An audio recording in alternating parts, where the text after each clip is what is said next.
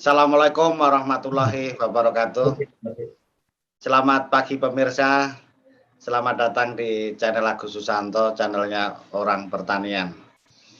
Pada kesempatan kali ini kami akan membahas beberapa agen hayati. Nah, kita dalam mengendalikan organisme pengganggu tanaman itu harus menganut konsep PHT, pengendalian hama terpadu, yang salah satu filosofinya adalah pengendalian hayati itu yang didahulukan karena akan lebih alami, green agriculture. Salah satu produsen agen hayati adalah PT NASA, PT Natural Nusantara. Nah, itu produknya ada apa saja yang kali ini akan disampaikan. Salah satunya Glio, kemudian New BVR, itu digunakan untuk apa saja dan bagaimana kehandalannya akan disampaikan oleh Pak Agus Budi Setiono. Waktu tidak menyanyikan waktu supaya kita lebih mengenal lagi produk-produk yang handal ini. Kita langsung menuju Pak Agus Budi Setiono. Silakan Pak Agus. Oke, terima kasih Mas Agus Susanto. Ketemu kembali dengan kami dari PT Natural Nusantara bersama kami Bapak Agus Budi Setiono. Pada kesempatan ini ya kita akan menyampaikan mengenai produk NASA yang sangat luar biasa, kita sebut dengan si ajaib bio dan BVR ya. Bisa pakai kami ya Mas? Oh, silakan.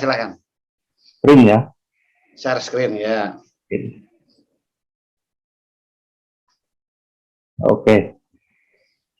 Seperti yang sudah disampaikan oleh Pak Agus tadi, kita akan membahas mengenai agen hayati atau pengendali hayati. Sebenarnya agen hayati ini termasuk dalam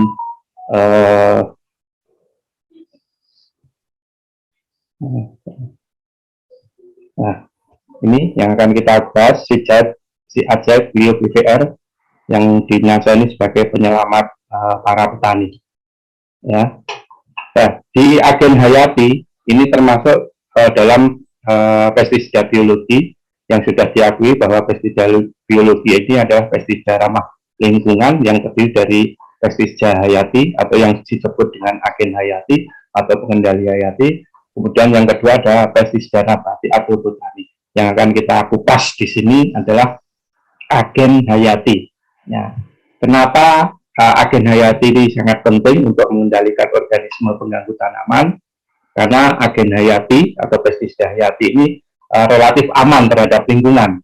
Kemudian ada beberapa hama penyakit tanaman ini tidak dapat dikendalikan dengan pestisida kimia dengan efektif, seperti penyakit layu fusarium kita tahu pada tanaman pisang, kemudian ada penyakit busuk batang Phytophthora pada cabai besar, kemudian hama grip pada tanaman cabai, kemudian penyakit layu pada pisang, kemudian solanase dan kacang-kacangan. Kemudian bahan aktif pestisida sintetik ini 100% itu impor. Dan kemudian kita punya kekayaan keanekaragaman hayati yang sangat luar biasa, dan itu merupakan suatu potensi. Nah, kenapa kita harus menggunakan agen pengendali hayati atau agen hayati? Ya, yang pertama karena kesadaran masyarakat terhadap bahaya pestisida kimia. Ya, kemudian masyarakat ini sudah nikmatnya hasil-hasil pertanian yang bebas residu pestisida. Kemudian ada kesadaran hidup yang sehat, kemudian tinggi, ya, kesadaran hidup sehat itu sudah tinggi di masyarakat kita. Kemudian yang terakhir karena adanya Undang-Undang Nomor 12 Tahun 1992 yang seperti Pak Agus katakan tadi bahwa di dalam pengelolaan hama terpadu kita salah satunya mengacu pada konsep pengendalian secara hayati, yaitu pengendalian secara ramah lingkungan. Nah, kenapa harus menggunakan bio dan BVR? Nah, ini kita punya produk ya, bio BVR, kemudian juga ada korin nanti. Karena bio dan BVR ini kapasitas reproduksinya itu tinggi, Mas. Kemudian siklus hidupnya pendek, spora yang dapat bertahan lama di alam, bahkan dalam kondisi yang tidak menguntungkan sekalipun. Kemudian relatif aman, bersifat selektif, relatif mudah diproduksi, dan resistensinya itu sangat kecil. Sehingga kita menciptakan kenapa harus menggunakan glue dan PVR. Nah, di NASA kita punya produk yang namanya glue PP, ya, natural glue. Nah, natural glue di PT Natural Nusantara ini bahan aktifnya ini ada Gliocadium sp dan Trichoderma. Ya, kita bahas persatu bahwa glue, ya itu bahan aktifnya adalah Gliocadium. Ini kalau dari sisi kingdom atau dari fungi, ini masuk divisi Ascomycota, kemudian kelasnya adalah Sordarinomicetes, kodenya Hippocreales, kemudian familinya itu termasuk Hippocreaceae, genusnya Gliocadium, kemudian spesiesnya itu Gliocadium sp. Ini menurut Dr. Vinus 2005. Nah, glio yang ada di PT Natural Nusantara ini dapat hidup baik sebagai saprofit maupun parasit pada cendawan lain, dapat berkompetisi akan makanan dan menghasilkan zat penghambat yang bersifat hiperparasit. Kemudian bahan aktif yang kedua kita punya Trichoderma. Ya, Trichodermanya termasuk jenis Hersianum. Itu juga sama definisinya sama dengan glio tadi. Kemudian beda di genusnya yaitu Trichoderma.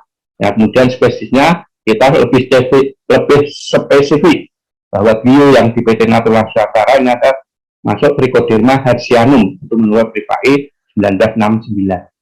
Nah, di Trichoderma ini bersifat mikroparasitik, ini sangat bagus untuk mengendalikan cendawan-cendawan seperti Rhizoctonia, Fusarium, kemudian Lentinus lepidus, kemudian ada Pythium, Botrytis, kemudian ada Gliosporium dan Sclerotium. Ya, ini.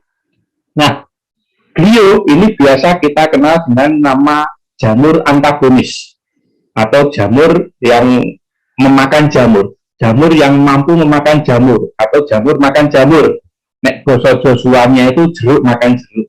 Ya, ini mekanisme antagonis ini terhadap organisme lain dengan cara apa? Hiperparasitisme, antibiosis dan lesitis atau kombinasi keduanya.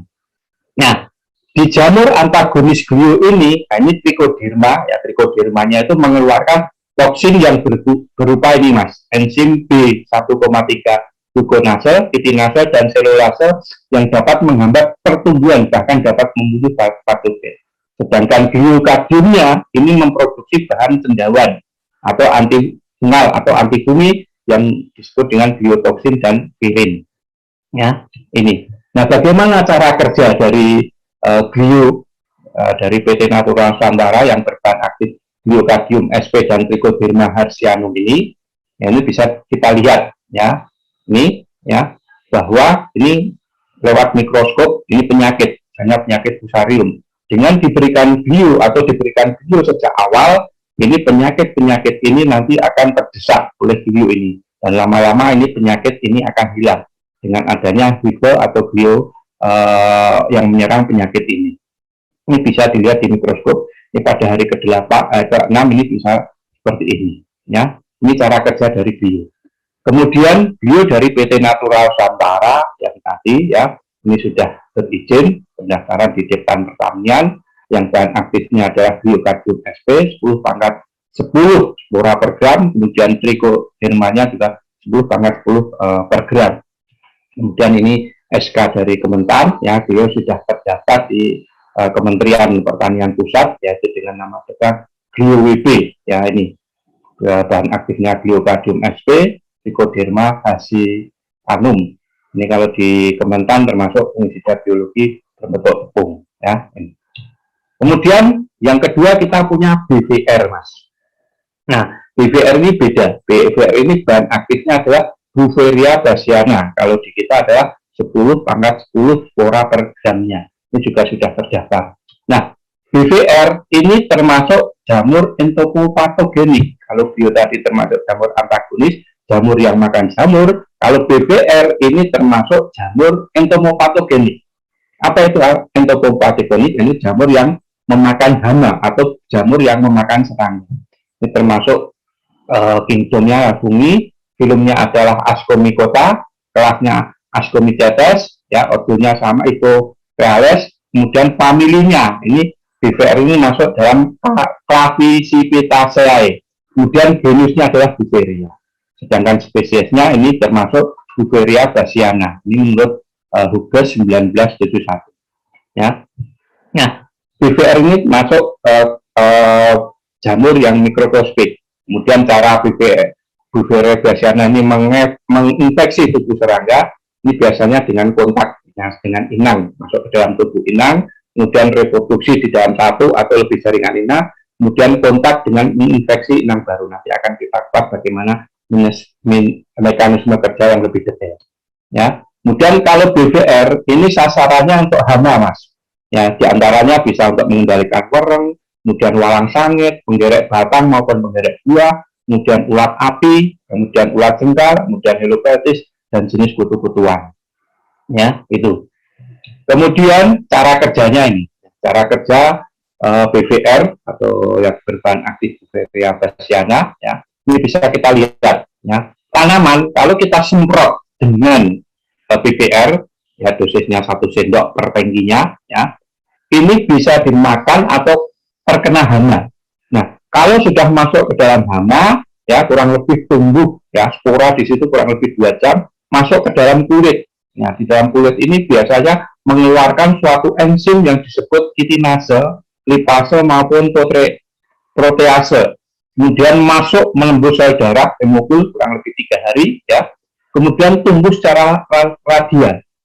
Nah, di situ menghisap cairan atau yang disebut dengan hemolim, ya. Kemudian setelah dihisap, ya, lama-lama hama itu akan mati, ya, kurang lebih 7 hari karena kemampuan makannya berkurang, kemudian apa-apanya juga berkurang, ya, berkembang biak juga berkurang karena cairannya ini dihisap.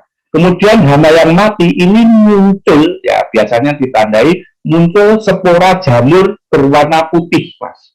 Nah, spora jamur yang berwarna putih pada hama yang mati ini, ya, contoh pereng, ya, ini kalau terbawa angin atau tersinggung hama yang sehat, dia akan tumbuh di situ. Ya, lama-lama prosesnya sama, masuk ke dalam kulit seperti ini. Nah, lebih jelasnya bisa dilihat ini, ya, salah satu untuk mengendalikan walang sangit, ya, walang sangit yang disemprot dengan menggunakan BVR 1 sendok makan per tangki, ini hari kedua ketiga sudah kelihatan gejalanya. Nah, nanti di hari yang ke-7 atau seminggu, ini bisa tumbuh ini, Mas. Ya, ini yang tadi saya katakan, spora-spora jamur berwarna putih akan muncul di sini. Ini adalah spora jamur dari BVR atau Beauveria bassiana ini. Ya, wereng, walang sangit, ya, seperti ini. Nah, kemudian ini belalang yang terkena spora jamur BVR ini sangat luar biasa. Kalau ada yang di lapangan seperti ini, diambil aja, digerus, kemudian digerus, kemudian disemprotkan lagi, diberikan di lapangan, sehingga BVR itu bisa tumbuh di situ. Kemudian ini untuk menerapi kutu daun yang ada di dulu di daerah Nusa Tenggara Timur, yaitu daerah Sumbawa. Kita kerjasama untuk mengendalikan penyakit hama lawana SP. Ya, ini bisa lihat ini hama-hama seperti ini lawana SP, ya, seperti kutu dombolan, ya, ini bisa dikendalikan dengan menggunakan hormoni, ya. Ini untuk mengendalikan hama lawana pada tanaman jambu monyet, Mas. Atau jambu monyet itu jambu apa namanya selain nama lain jambu monyet? Ya, jambu mete. Nah, jambu mete, Mas. Nah, lebih terkenalnya dengan jambu monyet, ya, Mas. Ya, ini.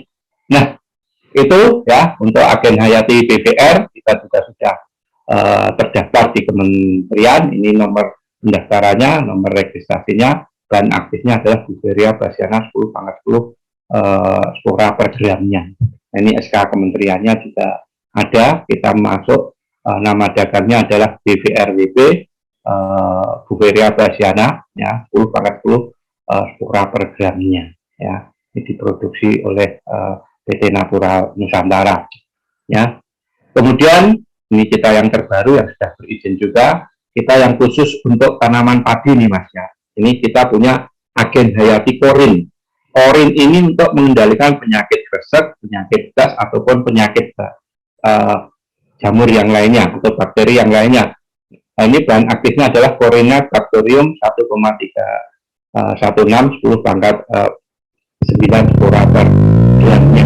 Nah, klasifikasi korin bisa dilihat dari Lehmann dan Newman bahwa ini termasuk dalam kelas bakteria, kemudian filumnya Actinobacteria, ordernya adalah Actinomycetes, subordernya adalah Corynebacterianae, familinya adalah Corynebacteriaceae, kemudian genusnya Corynebacterium, spesiesnya adalah Corynebacterium sp. Ya, ini agen hayati korin, ini juga sama, termasuk bakteri antagonis, bakteri yang mampu mengendalikan bakteri atau bakteri yang makan bakteri, terutama untuk hawar daun bakteri pada tanaman padi atau penyakit kresek, misalnya padang laras, kemudian penyakit blas, ya, kemudian bercak daun, kemudian potong leher.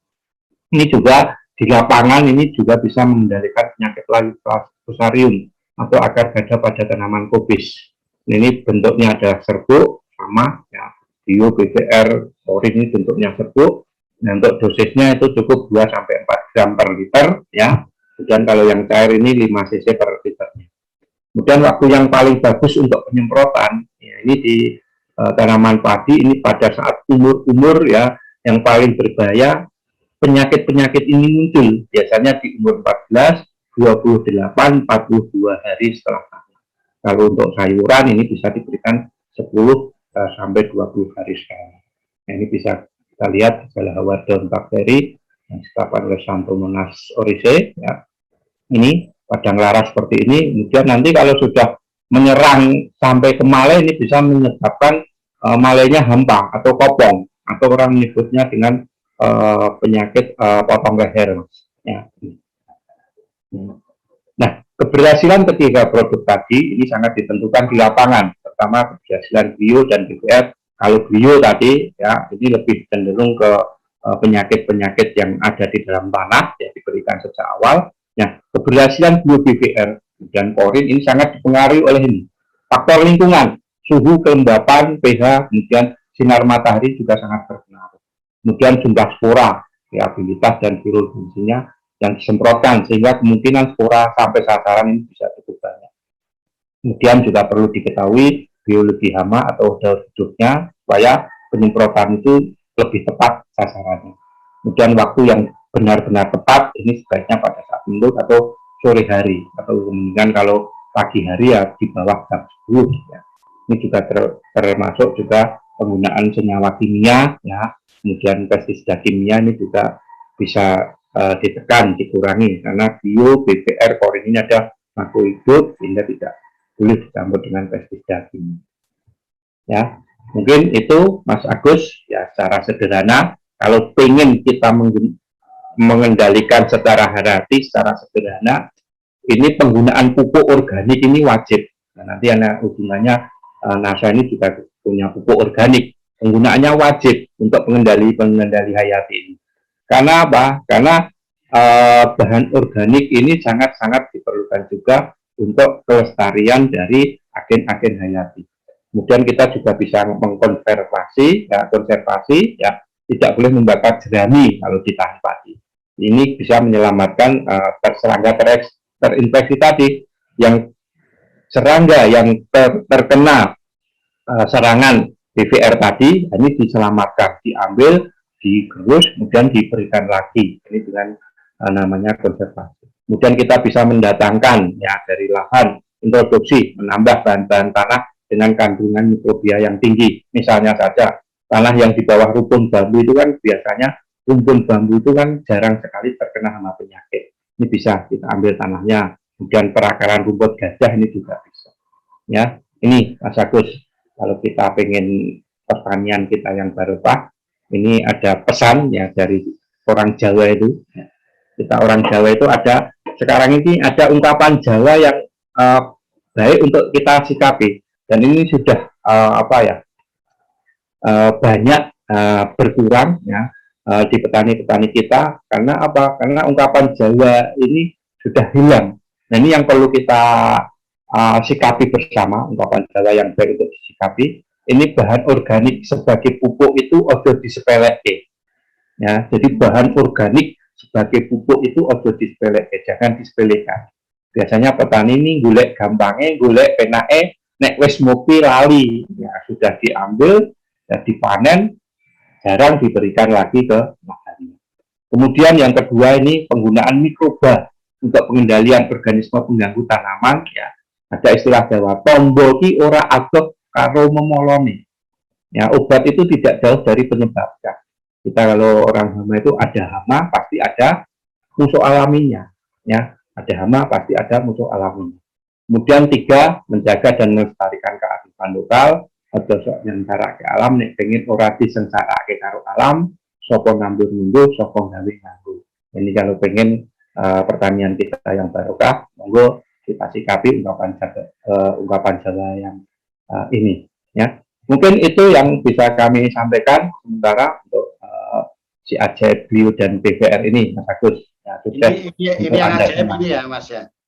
Yang ajaib yang kaos kuning ini yang ajaib ya. Woi. Ya. Bisa ya, ini salah satu tadi. Ajaib sekali. Bisa ditutup share screen-nya, Mas. Ya, siap. Ya.